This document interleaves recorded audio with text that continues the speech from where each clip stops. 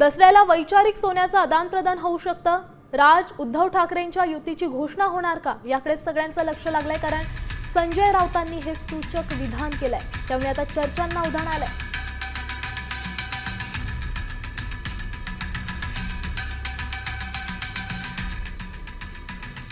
राज ठाकरे उद्धव ठाकरेंची युतीची घोषणा होणार का याकडे सगळ्यांचं लक्ष लागलंय, कारण संजय राऊतांनी एक सूचक विधान केलंय। दसऱ्याला वैचारिक सोन्याचं आदान-प्रदान होऊ शकतं असं संजय राऊत म्हणाले। त्यामुळे यंदा दसरा मेळाव्यात काय घडतंय याकडे सगळ्यांचं लक्ष लागेल। चांगली चर्चा आहे, यात व्यथित व्हावं असं काही नाही। माननीय उद्धव ठाकरे, माननीय राज ठाकरे हे दोन बंधू एकत्र आलेले आहेत, अनेक विषयावर चर्चा करतायत, एकमेकांशी संवाद साधतायत, विचारांची देवाणघेवाण करतायत। दसऱ्याला वैचारिक सोन्याचं आदान-प्रदान सुद्धा होऊ शकतं।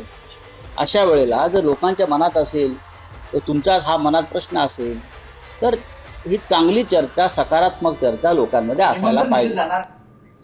आता isakal.com आहे देशातील नंबर 1 ची मराठी न्यूज वेबसाईट। प्रत्येक अपडेटसाठी isakal.com ला नक्की भेट द्या।